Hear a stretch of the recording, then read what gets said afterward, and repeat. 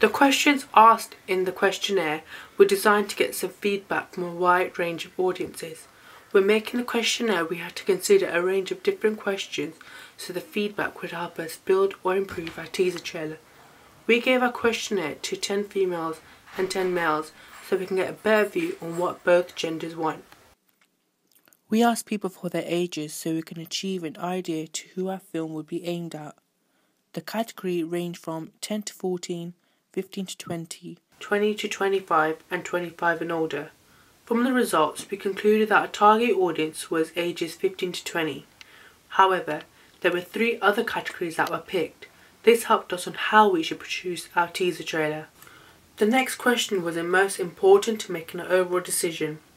We asked which genre are you most likely to watch. The options were thriller, horror, comedy, psychological, action and adventure. Majority of the audience voted for comedy with 40%. However, as a group, we first decided that comedy was not going to be one of our options, as it would be hard and challenging to compose. Psychological was voted as second best for this movie genre. We had an idea planned already, a rough idea of our paranormal events and how it affected the mind. However, we found it difficult to execute. The genre we chose was psychological. We felt by making this genre of our movie, we will stand out from the rest of the genres that have not been used in the past and the upcoming. We then asked what type of narrative most interests them. They were assassination, road trip, haunted house or train, and paranormal events. From our audience feedback, we found out that road trip idea was the most popular. We were happy with this choice as this narrative style was never done before, and we already started drafting with this storyline and was our initial idea. We want to ask this question as we want the storyline to appeal to the target audience. We previewed our first cut of our trailer to our target audience. What's the scene with the soldiers in a line? The first scene with the people with dog chains, they're not soldiers, they're the poor people on the dystopian side. Oh. And what we're trying to do is we're trying to portray how they dress, as they have no luxuries as compared to the utopians. So the dog chains that they're wearing are a way for the utopians to know who they are. Oh, I see what you're trying to say. You know the scene with the people with the smart clothing, we're trying to portray the opposite kind of thing. So they're like showing how they've got more luxury than the dystopians. I see what you're saying, but I don't think that scene relates to the rest of the storyline. But we're trying to show the audience the difference, because then the storyline won't make sense. I think that scene doesn't fit in because 1 minute there's a man tied up, which builds a lot of suspense, and then suddenly there's people with dog chains. I really don't see the comparison between the two. We just felt that it would be compulsory because that's part of the storyline.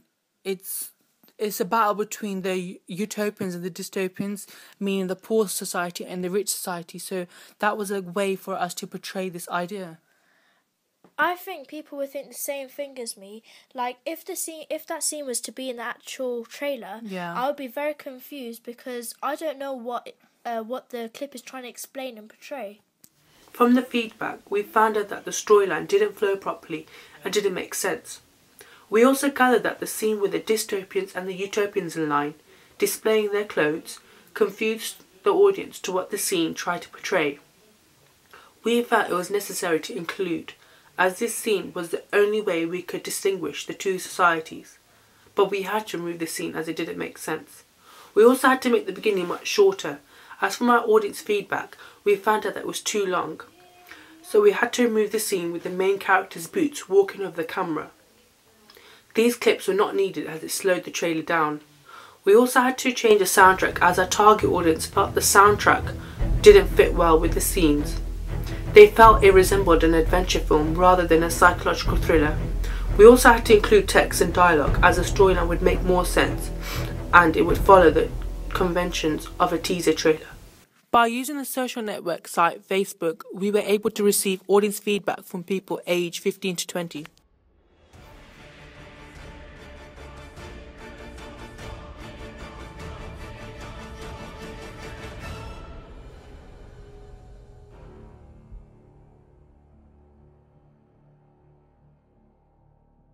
When we presented our first edit of our magazine, feedback said that our colour scheme was not good. They felt the colours didn't portray a professional magazine. They also said that we needed to include a section about recent movies coming out this year, so it would follow the conventional magazine. The magazine was hard to produce as our target audience felt images selected were not effective. We learned that a close-up of the main character's face is more effective than a body image of her, as a previous image showed the character in full and was not effective and was not appealing to our target audience. We also got audience feedback for our poster. The target audience liked the idea of the DNA molecule to be standing out from the rest of the images, as the images used in the poster were black and white to follow the trailer colour scheme, whereas the DNA was in bright red and green colours. From the feedback given for our first edit of our poster and magazine, we edited the areas that our target audience suggested to improve.